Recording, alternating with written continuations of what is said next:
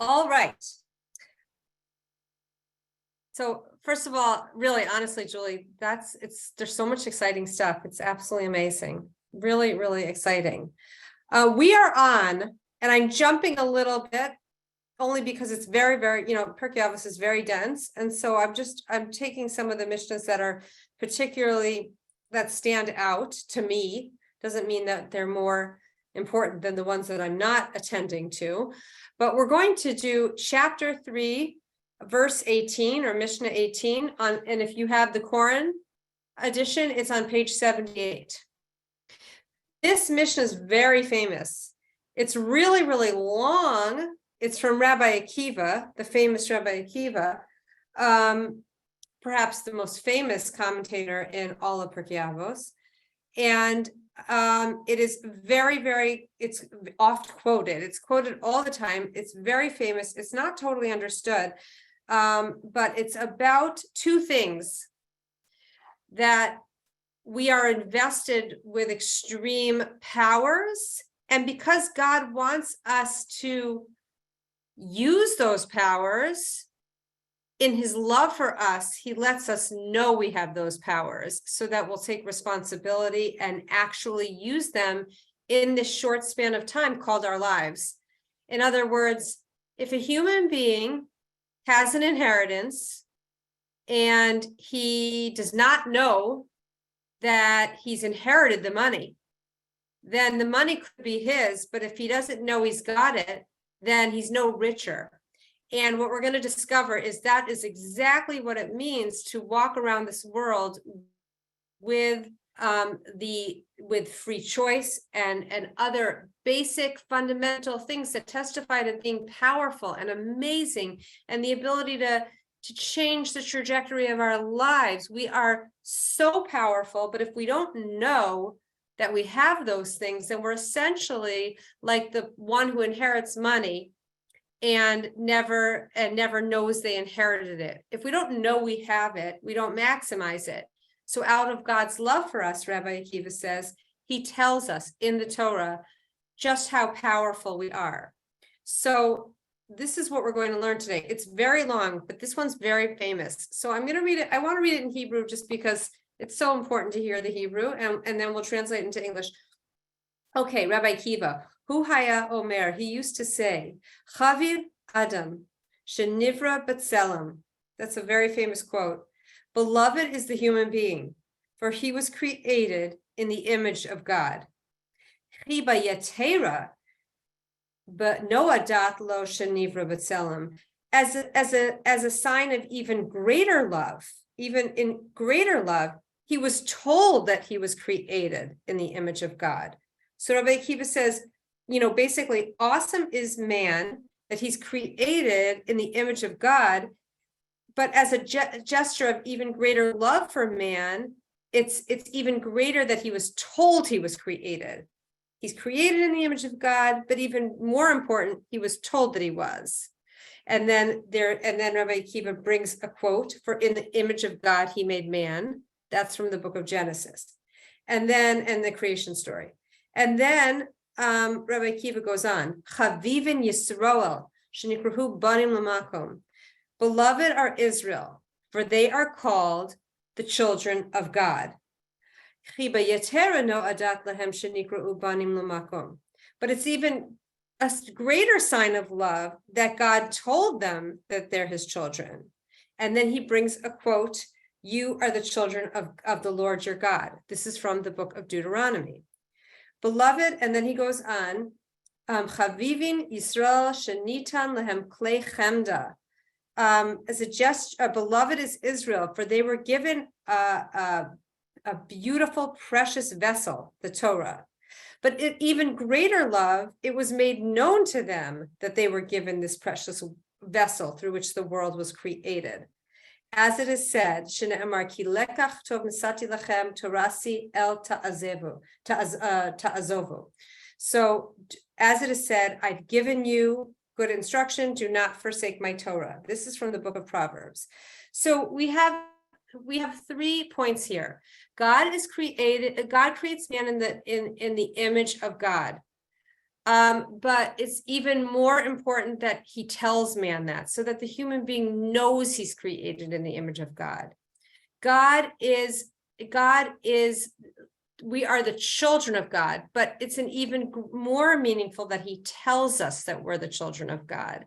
And then God gives us the klei chemda, the vessel, the desired vessel, which is the Torah, but an even greater love that he tells them, I've given you this precious vessel, don't forsake it. So first of all, I want to just bring up the most probably the most fundamental thing in really important relationships, whether it's in marriage or it's in parenting. It's not enough to feel love for someone. You have to tell them. Like, there's a really stupid joke about a couple who gets married, and on their wedding night, the husband says, "Dear, I love you so much." And 5 years later, she says, "You never, ever tell me that you love me." And he says, "What? I told you 5 years ago when we got married." It's obviously a silly joke, but the point is, it's not enough to love. You actually have to express love. A parent needs to throw in, yes, I made you special dinner because I love you. It's very important to verbalize love. It's not enough to have a sense of love. It's actually critical that we verbalize love. So this is a very special, Sue. I feel like we do that so much now. Every phone call ends with "love you" or "love you" or whatever, and I don't remember like growing up and hearing that so much.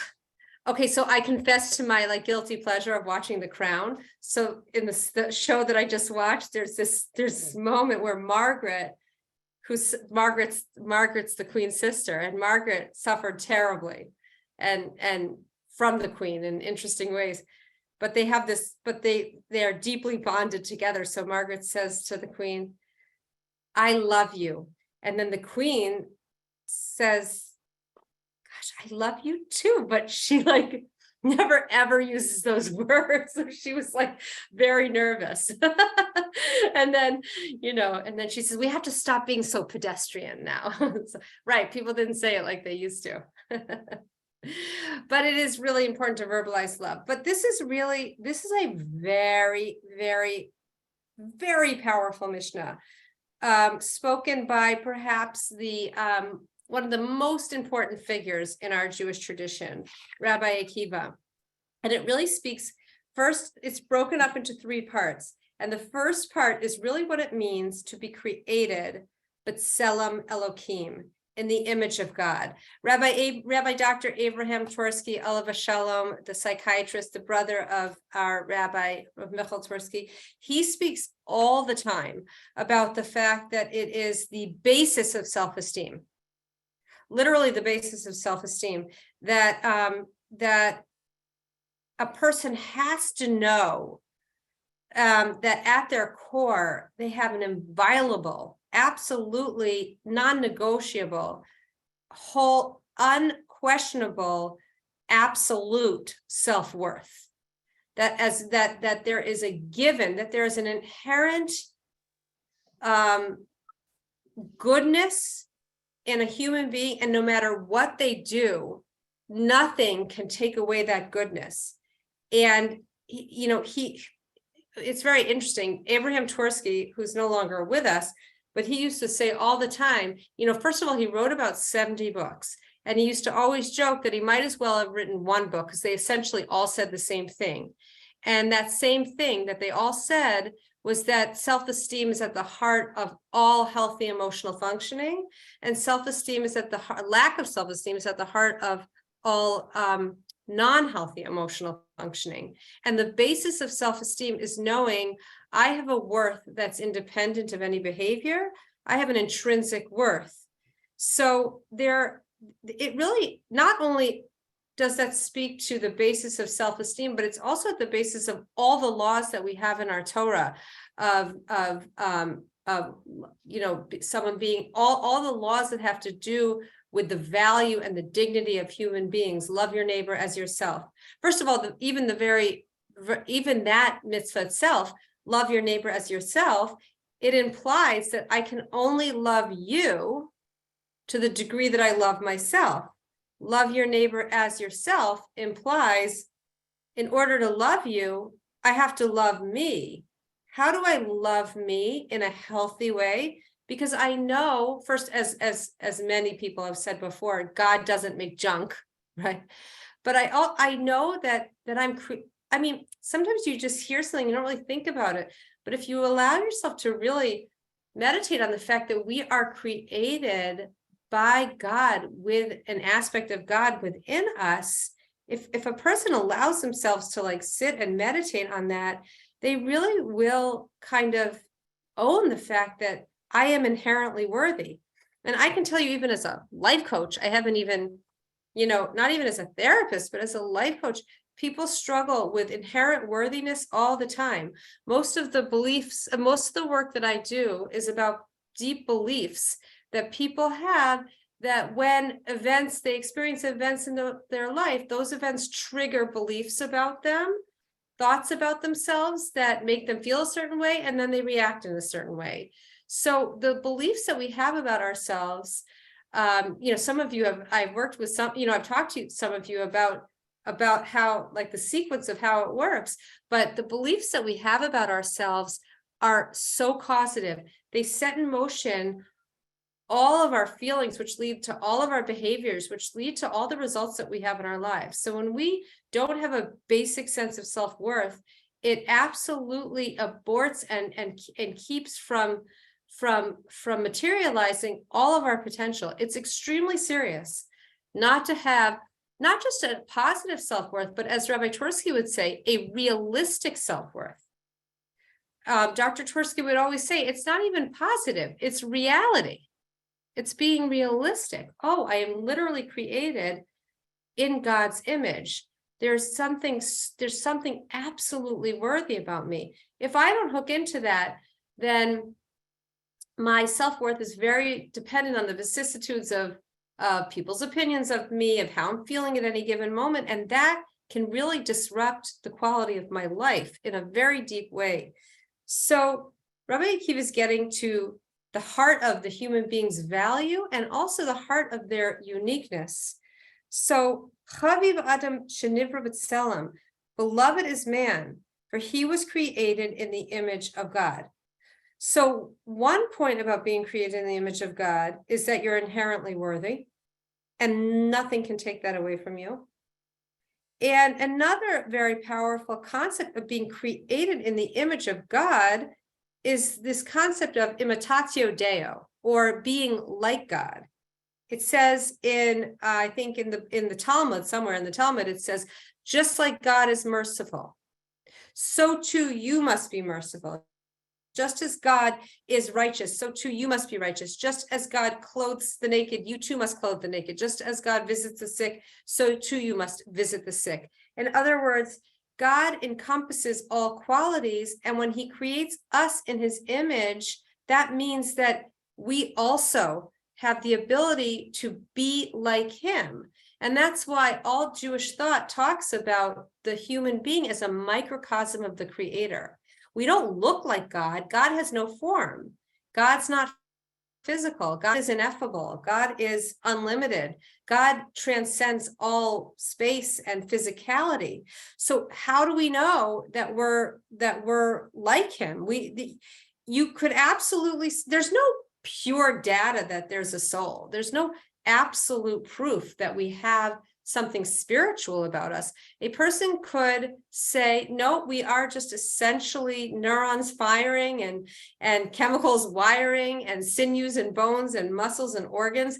That is the sum total of who we are. We're synapses, and we feel things because of brain connections, and that is the sum total of who we are. There is no ultimate proof that we have a spiritual quality, an absolute like godliness within us, or a soul.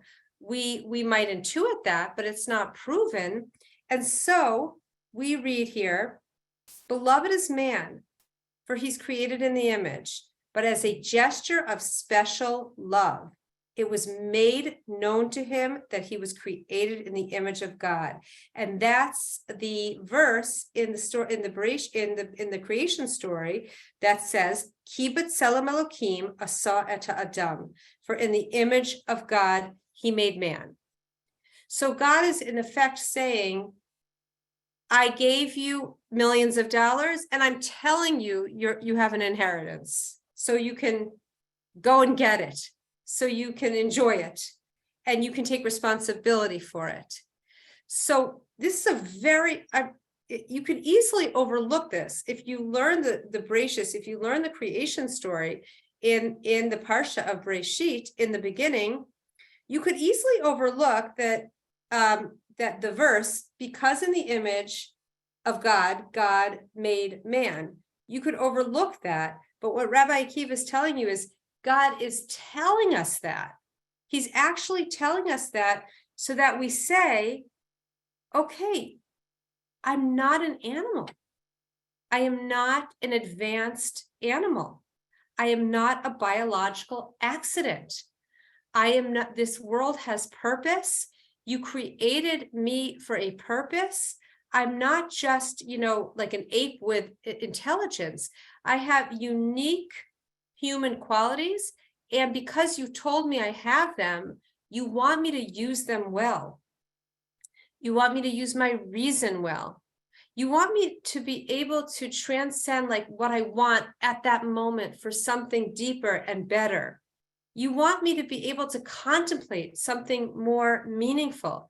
You want me to use self-control. You want me to use my drives to be a good person and to love people. You gave me these uniquely human qualities so that I could use them to make this world a more godly place.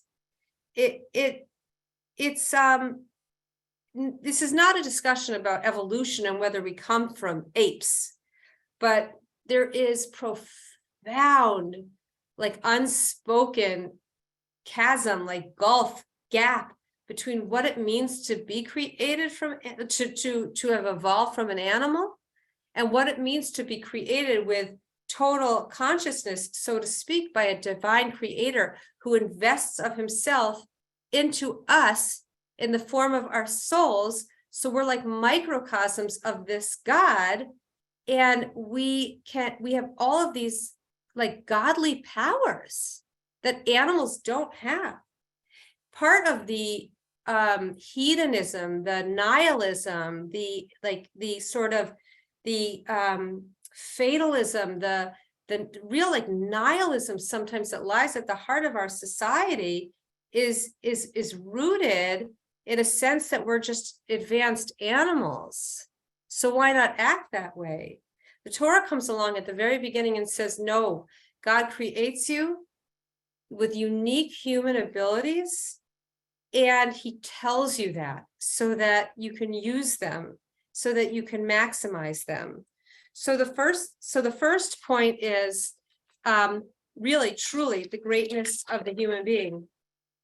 That another point, and it's really important to think about this in your own life, not to just learn it like theoretically, but to think about it like that the animal can only do what it's not programmed is the wrong word, wired or genetically predisposed or whatever the right word is to do.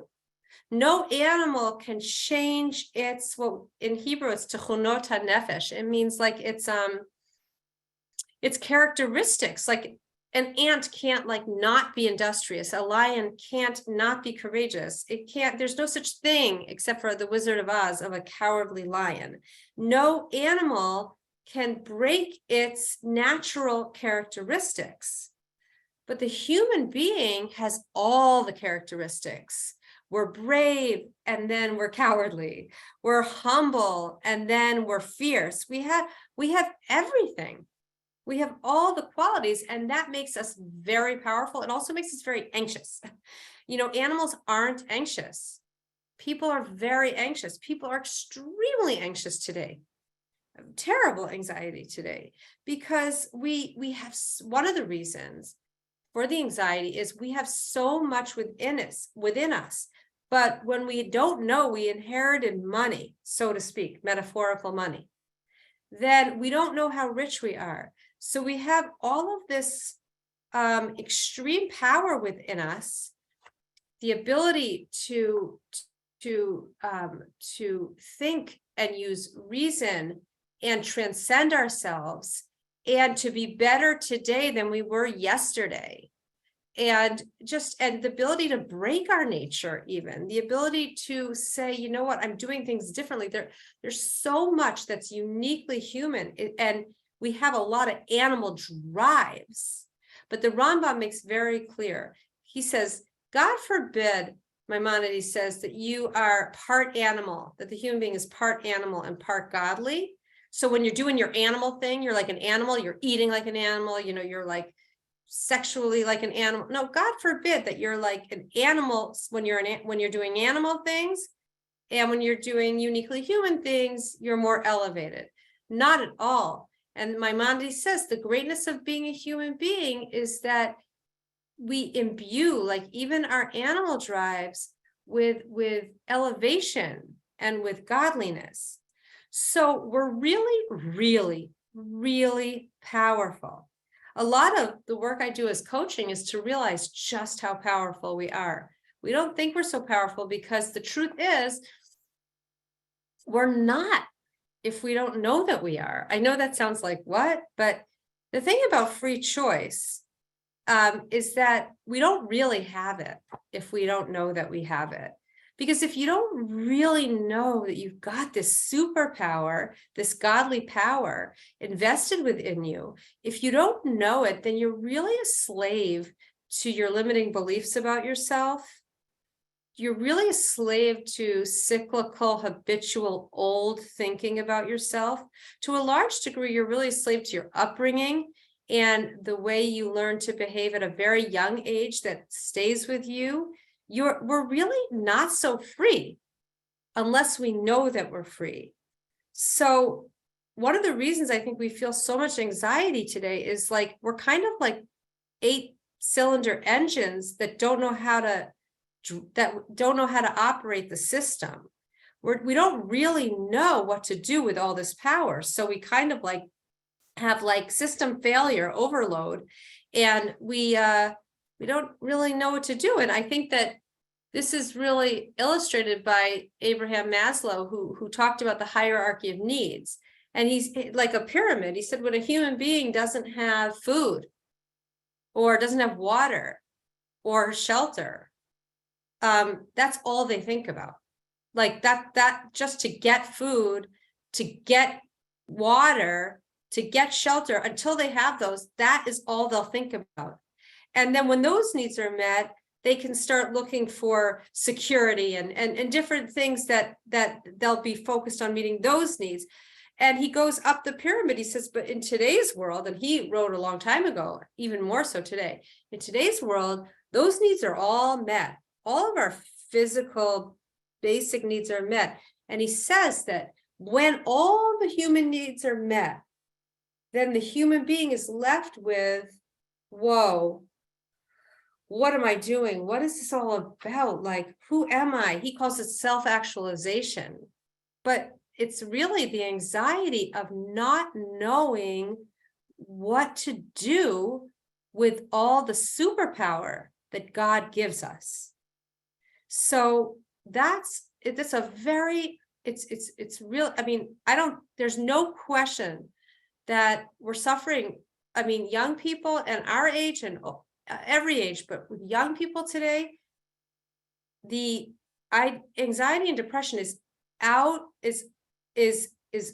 the charts. It is out of control. It's unprecedented. And I know every generation says this generation's unprecedented. I read a great quote from Aristotle, and it was basically like, oh, kids today, that was Aristotle. So every generation says it, but boy, it's really true today. Kids are really suffering like crazy amounts.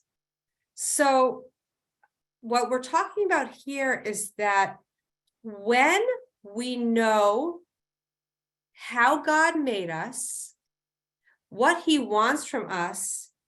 And we don't have to do it perfectly. It's not like, oh, and then we become these righteous people, but we kind of have like a game plan based on the knowledge of what of being created in the image of God and what it means.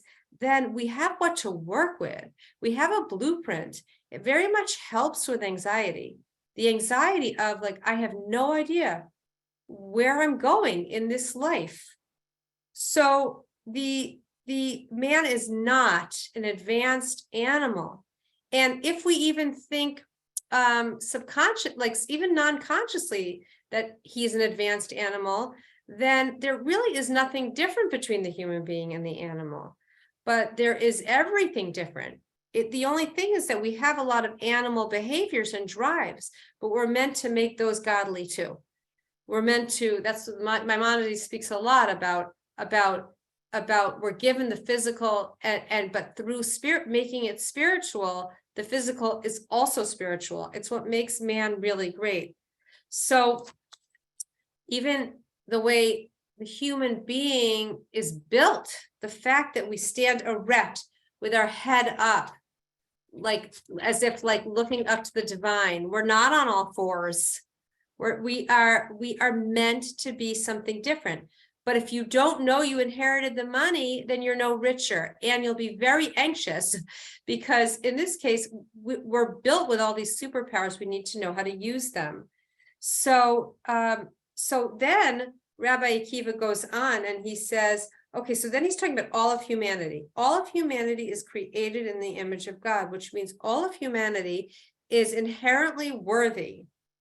And then he moves on to say, Chavivin Yisrael shenikra'u banim l'makom. Beloved is Israel, for they are called God's children. And as a gesture of special love, it was made known to them that they are called God's children. As it says in the book of Deuteronomy, Banim atem l'Hashem Elokeichem. You are children of the Lord your God. So there's a lot to say about being children to God. But I think I'm only going to say one main point, which is, I think everybody in this, I know a lot of you, and I know a lot of us at various points with our children have struggled greatly with them. And you can even like remember the tears that you shed and the fears that you had, and even the anger, the seething anger you felt, and the lack of control you feel around their behavior. I mean, we really, Sar Gidul Banim, that when Adam and Chava sin and they eat of the fruit, and then they're given the 10 rectifications to get them back to a state of harmony with God. They're given the 10 klalos, the 10 curses, I guess you could say, although they're not curses. They were sort of the natural consequences of eating of the fruit, but that's not the point of our class. But one of the curses, so to speak, is Sar Gidul Banim. It's going to be very painful. Gidul, raising children. One of Chava's curses, so to speak, is it's going to hurt to be in labor. But this isn't what God is talking about. God is saying Gidul. Gidul, lahagdil, means to raise. So what he's saying is raising children is going to take all your kids, like it's going to be extremely painful. You're going to worry about them. You're going to be angry at them. You're going to fear for them. You're going to be up at nights about them. It's not going to be easy. And yet we all know that no matter what we experience with the child, we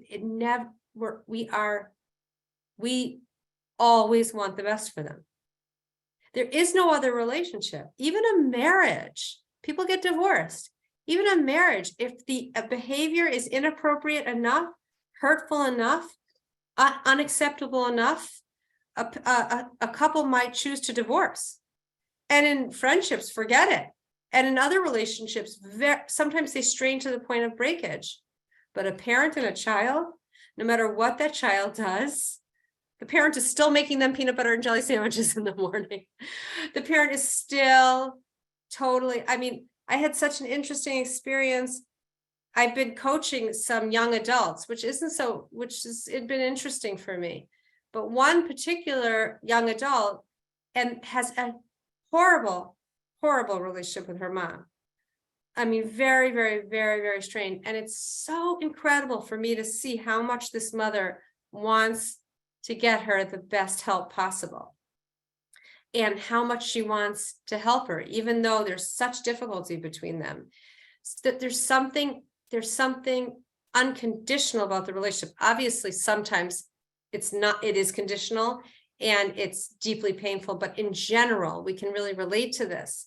So that is just one aspect of banim laHashem Elokechem, which means there's nothing you can do, Jewish people, that will sever the brit, the bris, that will sever the relationship between you and your creator. There really is nothing. It will always reemerge. It's a bond that can't be broken. It's a brit olam. You've said that many times in Rosh Hashanah prayers. You've said le brit olam. Brit olam means there's a relationship that can't be severed because we are literally his children. He tells us that in the book of Deuteronomy. And we learn that he tells us that because he wants us, it's an even greater love that he tells us it. So first of all, we're meant to really live with the knowledge of what it means to be created in the image of God, with the self-esteem, knowing what it means to create human beings uniquely and how to use those superpowers. We're also meant to understand that we have an inviolable, unbreakable bond with God. And the last thing that it says is Chavivin Yisrael shenitan lehem klei chemda. The beloved is Israel, that they were given this beautiful utensil of the Torah, but it's an even greater love that God tells us, I've given you this Torah, don't forsake it. So again, we're told that we're given this Torah, and there's a lot to say about what the Torah is, and we don't have time totally to talk about that, but I really feel that it's very important for a human being to contemplate God's love for them. And I think, especially for us, and Maimonides talks about this a lot, but one of the ways we can really do it is to see God in our lives and to also see God in history. And you can really see this very much when you live in Israel, that, really from the time that our patriarchs and matriarchs forged a path for us, leading into Egypt, when we were kind of purged and cleansed, went through a slavery process and came out and got the Torah. From the time that we were freed from Egypt, or even before, to the modern state of Israel that came from the ashes of the Holocaust, you see that God is with us in history in a totally abnormal, atypical, not normal way. We were speaking to a survivor, a really, really amazing woman here in Jerusalem. If you come here to Israel, if you're bringing your family, or if you're coming on a trip, give us advance notice. I mean, we'll see you, but also we'll have you meet this woman. But she's so incredible. But anyway, she was saying, it's the most amazing thing. If the Russians and the Americans hadn't come the day they came, like if they had liberated the camps 2 weeks later, everyone would have been dead. Like it was the last point where there could have been survivors. If they had come 2 weeks later, not one person would have made it. And when you see what has come from the survivors of the Shoah, from the survivors of the Holocaust, the generations, the people, the greatness, the Judaism reborn, the state of Israel reborn, all that came, not that Israel came from Israel obviously was developing way before the Holocaust survivors, but the point is that from those remnants, we have so much that would have been lost in 2 weeks, 2 weeks more. So and I didn't say that, this is from the mouth of a survivor. So you just see God in Jewish history so powerfully. And we can really see God in our lives too, if we really, really look, and we really pay attention, and we even ask God, help me see you in my life, because my eyes are dim and I need help to see you in my life. Because out of love for me, you created me in the image of God, you gave me superpowers, and you told me I have superpowers. I am your child, and you told me I'm your child, meaning that you will never leave me. And you gave me this kli chemda, which is a very interesting term. It means precious vessel. Actually, one writer said it's really translated as kli chemda is really translated as a vessel of desire. And what he commented on is that just like water takes the shape of the vessel that it fills. If it's a round bowl, it'll take the shape of round. If it's a long rectangle, it will take the shape of a long rectangle. So too, let my desires be filled through the vessel of the Torah, meaning let all of the different parts of me find their fulfillment or be manifested in the vessel that is your Torah. And last it says, Ki lekach tov nisati lachem, torasi el ta'azovu. I've given you a good teaching. I've given you good teaching. I've told you that I've given you a Torah. Don't forsake it. Sometimes Jews are pushed away from it with anti-Semitism. And sometimes we assimilate out of being accepted by the nations. Sometimes, even in our ulpan, even in my Hebrew class, we look around and there's Ukrainians who were pushed out. And there are Americans who came for idealistic reasons. Sometimes we are pushed as Jews out of hatred for the Jewish people. Sometimes we are assimilated because we are loved by or accepted by the nations. So here, what God's saying is, I'm telling you, lo ta'azovu. I'm telling you, don't forsake my Torah. At the end of the day, what keeps Judaism, what keeps the Jewish people alive, what keeps this people going from the beginning of history till the end is this kli chemda, is this precious vessel called the Torah. So just to end, and then we can open it up to the group. These are all things that you could totally overlook. You could go through your whole life and you could have a good long life, and you could die never really contemplating any of this. So that's why it's not the way the world works and the way human beings work is it's not, we don't have proof. Yeah, there are ways to prove Torah and soul, but at the end of the day, you need special lenses. And if you don't find those special lenses, then you have all of these superpowers invested in you that are so great. Things that animals could never, ever do. When you think about what we're able to do, we're able to forgive and ask for forgiveness. We're able to contemplate meaning. We're able to choose good. We're able to do teshuvah for what we do wrong. We're able to say, I feel like doing this, but I'm going to choose a higher path. We have the ability to say, the way that I'm acting, it doesn't help me. It's not, I'm changing the script of this relationship. We're able to use this thing called reason to find God in nature, to find God in science. We have so much power. But if we don't know that we have it, then not only do we not use it, but we really, really suffer. So to a certain degree, the mental health crisis that we have today, I would say to a certain degree, it is very much a spiritual crisis, because we have so much potential and we don't know we have it.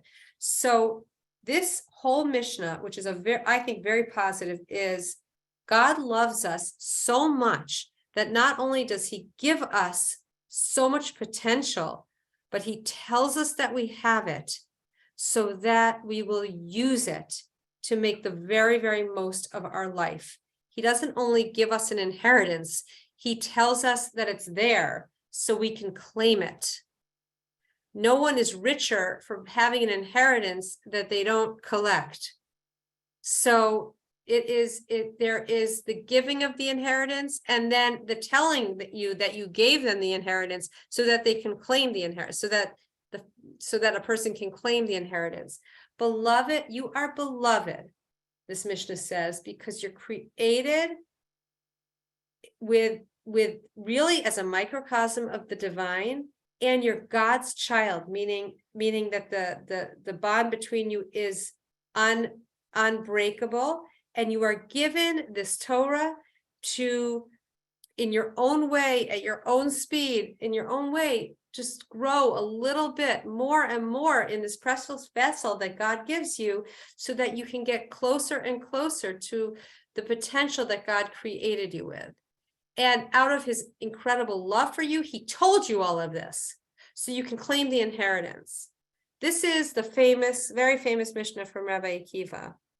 So now I want to open it up and, see if anybody has any thoughts or any insights they want to share.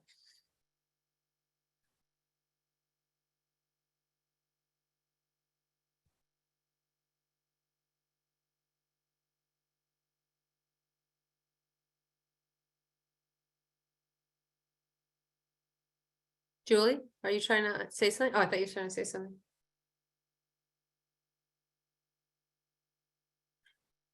How can you, before I go, oh yeah, Linda.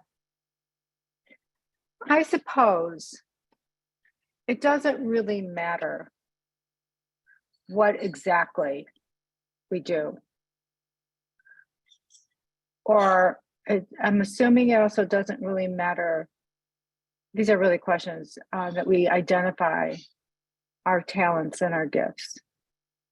But we use what we have, just do activities such that it is beneficial to somebody outside of ourselves. Is that a way of looking at it? In fact, I think what you're saying, it's not exactly the same thing, but it's so similar. There's the reality that you have something, and then there's God telling us that you have it in order to activate it. So it's not so different from what you're saying. What I'm hearing, what you're saying is, if I have something, it's like there's an analogy of like perfume in a bottle.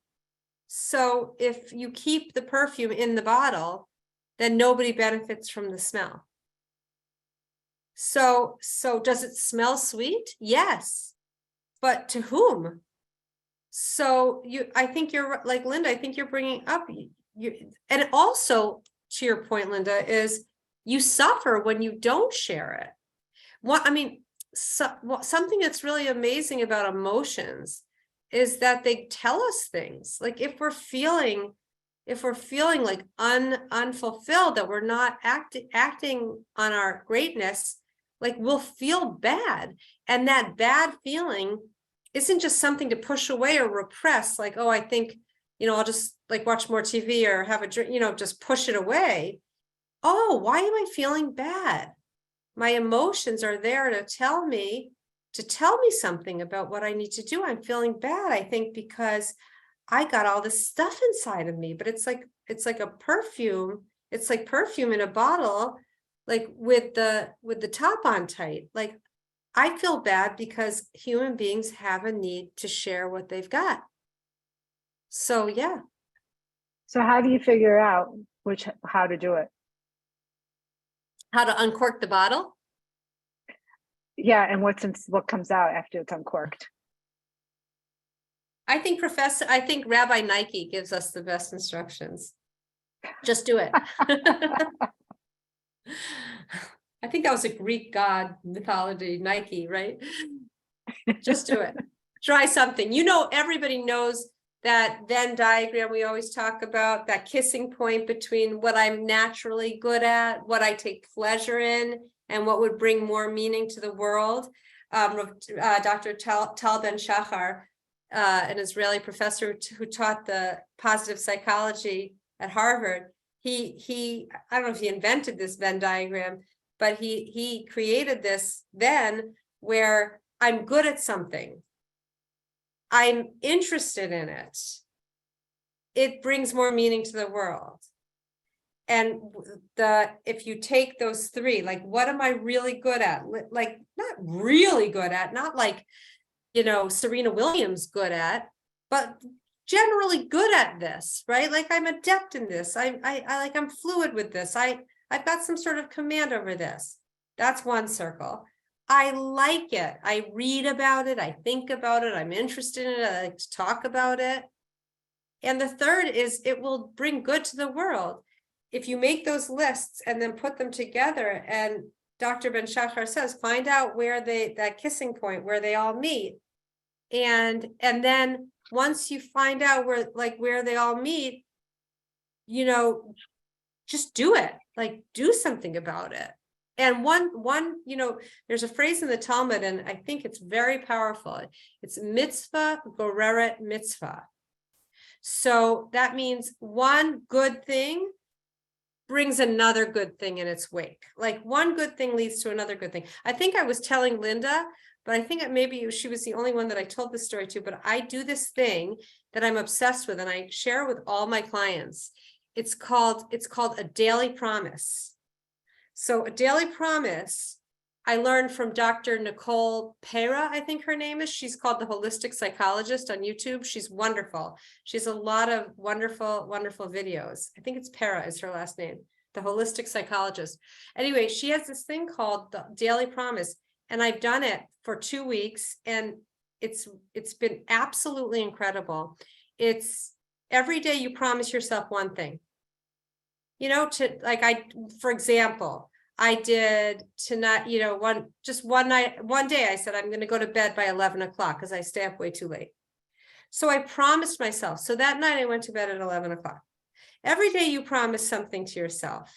She includes like journaling, like how did you do it, whatever. But the truth is we value integrity. So like, if I say I'm going to do it, like, let's say you have a very hard time eating, you know, healthy, but my daily promise is that today I'm going to eat this and not eat that. It doesn't matter what you do. I have clients who are only doing it around one area.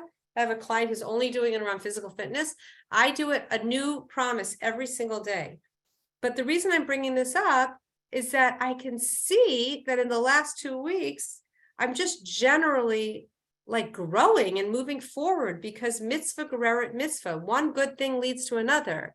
So even if, you know, oh, here's another one. I just am very resistant to going to synagogue on Saturday. I get lazy and I get like, I don't really know anybody and whatever. And then I wind up not going. It's not really lazy. It's like, I don't really know anyone. I'm resistant to it. So on Shabbat morning, I said, okay, my daily promise is I'm going to go to shul. Well, I went to synagogue. I had such a nice time talking to people. Everyone's so nice. So like, I want to go back next week, even if I don't make the daily promise on the next Shabbat that I'm going to do it. Just good things lead to like new good things. It's how it works. Mitzvah gereret mitzvah. And by the way, the spoiler alert is that the Talmud also says avera gereret avera, which means a bad deed awakens another bad deed. So when you start doing something not so good and you feel kind of guilty about it, but then you do it again and you feel less guilty about it, and before you know it, it's just a bad habit. And it's kind of bringing dishonesty into your life, whatever. Good invites more good. Bad invites more bad. So once you get that like kissing point in the Venn diagram of like generally what motivates you, then just do it. It'll lead to something else. if you'll like, and if you want to think about doing this daily promise, I am like crazy about it. I've learned so many techniques for moving forward in your life, and I resist almost all of them in my own personal life. But this daily promise has been really wonderful. It doesn't mean you start to do everything right. It just means you're using more self-control. You're seeing that you're doing things, you're realizing you can do things.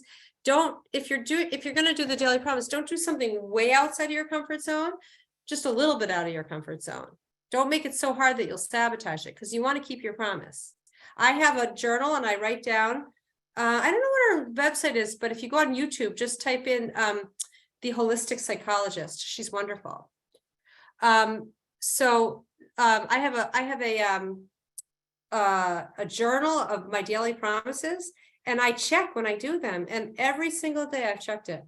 And some days I go back to, I don't always keep doing the thing that I promised myself for that day, but it doesn't matter. The point is you're exercising Tselem Elohim. One of the unique things about being human is that you can grow. And like, you can actually see change in your life. So I am like a massive fan of this thing called the daily promise. I absolutely love it. Just one promise you make today.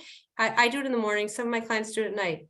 I do it in the morning. I wake up in the morning. I say, okay, what's my promise going to be today? I literally, before I brush my teeth, I'm like, okay, what's my promise going to be today? It's awesome. And it could be anything, but only one. Don't say this and this and that. What's it? I didn't think we were supposed to make promises. So you're not. So you really should say b'li neder, which means without an oath. Right. But the thing is, it's actually true, Sue. Like according to Judaism, a promise means a real lot. But I say, what's my daily promise? Because it doesn't mean I'm going to do that forever. But I don't say b'li neder. I maybe I should, but I just say, like, you know what? I promised myself.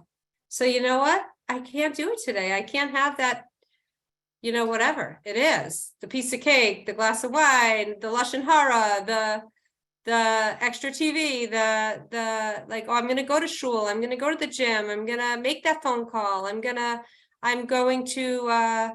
not say anything negative to her today. Daily promise. And keep in mind, that's Tselem Elohim. That is literally Tselem Elohim. I'm created in the image of God. Animals can't grow and become better. I can. It's awesome. If I don't realize that's a superpower given to me by God, who actually told me that I have it, then I am not living my maximum, because I am like a person who inherited millions of dollars who doesn't even know that it's in the bank waiting for me.